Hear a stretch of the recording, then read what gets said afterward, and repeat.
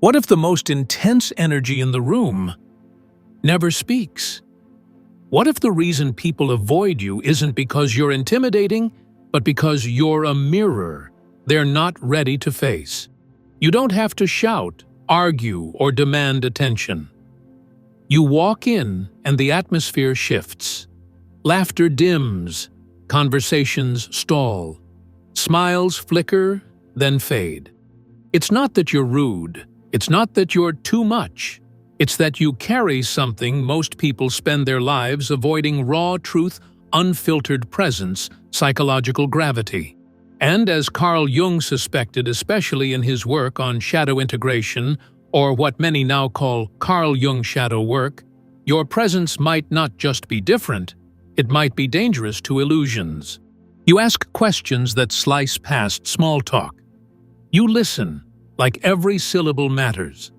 And when your gaze meets another's, they often glance away first. You've been told you're too serious, too intense, an overthinker. But what if you're not too much at all? What if, exactly as Carl Jung suspected, you radiate a force more potent than politeness, an aura that isn't pastel and mystical but psychological and electric? People aren't frightened of you. They're frightened of the reflections that flicker in your mirror. Their insecurities, their half-healed wounds, the masks they've glued on over the years. So they retreat, they gossip, they shrink not to protect themselves from danger, but to protect their illusions from your honesty. Jung devoted his life to mapping this psychic circuitry. Through what we now call Carl Jung shadow work, he discovered that those who confront their shadows begin to emanate a silent gravity. In this video, we'll uncover 13 signs your aura quietly overwhelms others, not because you're broken, but because you're rare. And in a comfort-addicted world, rare energy can feel radioactive. What Jung really meant by aura. To most people, an aura is a watercolor halo light color, maybe a crystal shop poster. Jung saw something deeper. He argued that every human being projects a field of psychic energy shaped by thoughts, emotions, and above all, the unconscious. That energy speaks long before the mouth does. It announces itself in your posture, in the hush that follows you, in the way strangers reset their masks the moment you arrive. He called this phenomenon the unconscious transmission of the self. When you integrate pain, truth, and shadow, your vibe reorganizes. It stops begging for approval and starts broadcasting authenticity. Others feel it often before they can name it. Your eyes hold unspoken stories. Your silence hums with signal. Your presence itself becomes a kind of question. Are you willing to be honest? For many, the answer is no. And the easiest escape is distance. 13 signs your energy feels intimidating. 1. You're too intense. You aren't trying to dominate, you're trying to connect. Yet, the moment you speak from that deep place, people fidget. You name the unspoken. You light up corners built on pretense. They call you too serious when they really mean, you're making me feel feelings I'm not ready for. Jung believed certain individuals awaken the collective unconscious merely by existing. Your words carry frequency, not volume, and surface dwellers mistake depth for threat. 2. Small talk drains you to the bone. How's the weather? See, that show feels like chewing cardboard. You nod politely, but inside every cell is begging for substance. Jung noticed that people attuned to their unconscious recoil from inauthenticity. Small talk is often a shield against genuine contact. Your vibe subverts that shield. Let's get real. Even silent, you break the script, and others sense it, labeling you standoffish when your soul is simply starving for meaning. 3. Confessions find you. Airports, checkout lines, Midnight texts. People spill entire lifetimes at your feet. You never auditioned for therapist, yet here you are. Jung would say you carry the healer archetype unconsciously, depth, stillness, safety. Others purge, but rarely reciprocate. You're saturated with their storms, but left thirsty for your own rainfall. Your magnetism comforts the wounded, even as it isolates you from equal exchange. 4. Eye contact becomes a psychic X-ray. You lock eyes, and something subterranean shivers. Some glance away, others stare, as if decoding a cipher. Jung taught that integrated souls act as mirrors for what others deny. Your gaze feels like more than politeness. It's an MRI. Those unready for self-confrontation avert their eyes and later whisper, "You're intimidating," though you did nothing but see them. 5. Your mere presence sparks disproportionate reactions. You're sipping coffee silent when someone across the table bristles. Another grows sarcastic. A third turns icy. Jung explained that a harmonized aura disturbs anyone defending a fragmented self. Without a word, you mirror their hidden inadequacies. They feel exposed, so they blame the mirror. 6. You have zero tolerance for masks, and people feel it. Performance energy grates on you. Forced laughter, status posturing, counterfeit humility. Your intuition flags the fakery before thought forms a sentence. Having owned your own darkness, you sense fracture lines in others. Your aura whispers, "Drop the act, I see you." Many would rather flee than disrobe their persona. 7.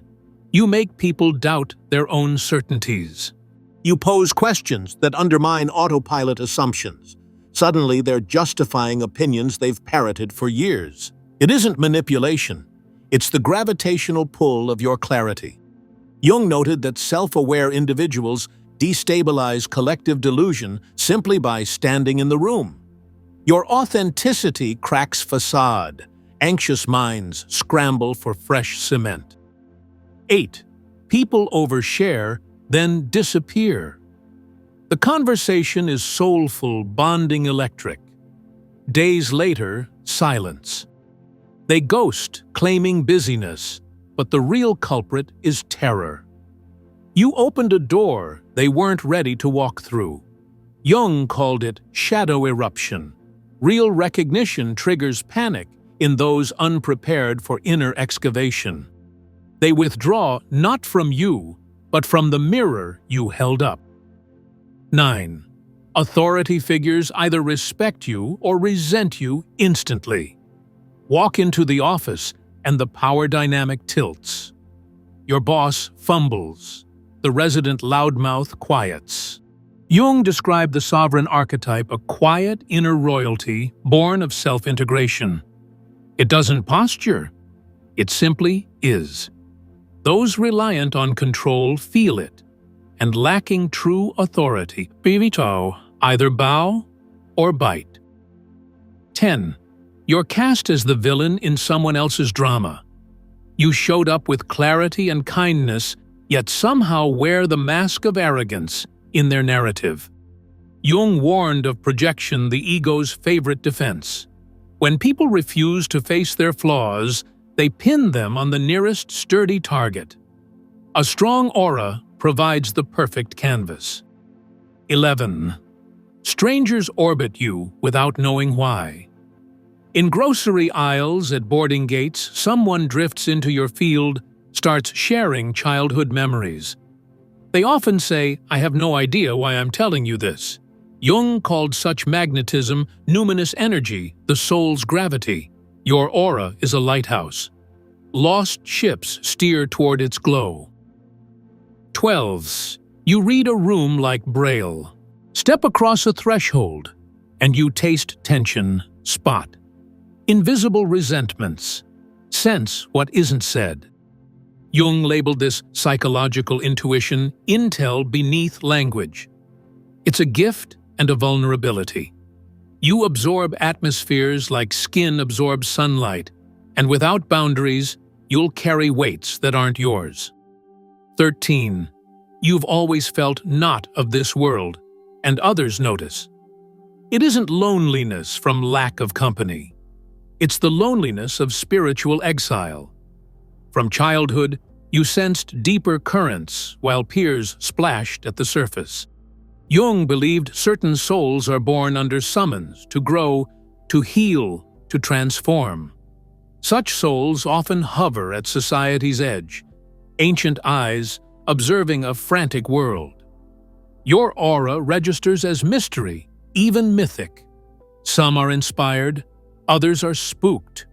Few remain indifferent. Why rare energy feels dangerous. Modern culture rewards echo chamber pleasantness. Be loud, agreeable, on trend. Show up with stillness depth or soul fire, and you violate the unspoken contract. People can't slot you into a category, so they brand you too much. Emotional dissonance is uncomfortable. It's easier to critique the mirror than cleanse the face. Yet, your presence is not a threat. It's an invitation. For open hearts, it's magnetic. For fragmented psyches, invasive. That's the paradox Carl Jung shadow work reveals. Confronting truth creates both connection and resistance. Your aura diagnoses by existing. That's why applause often comes laced with solitude. The gift and cost of authentic presence. Jung wrote, "The privilege of a lifetime is to become who you truly are." He forgot to add, it's also the crucible of a lifetime. Individuation. The fusion of light and shadow rarely happens with cheering crowds. It's hallway work, done in the echo of your own footsteps. Your aura carries that history, that homework, that holy fire. If people pull away, remember, nature clears the path for those committed to depth. The very solitude that stings is forging a sanctuary where wisdom ripens. When your authenticity alarms someone, it's speaking to their future self, the one they haven't met yet. So do not shrink. Do not sand down your edges or cork your questions. The world is fluorescent with surface light. It needs the candle glow of souls like yours. Some eyes will squint, some will shut, but those destined to grow will move closer to the flame. Next time they whisper too intense, smile. They are right, intensity is merely depth refusing to drown. And depth in an age of distraction is revolutionary. You are not too much. You are just rare.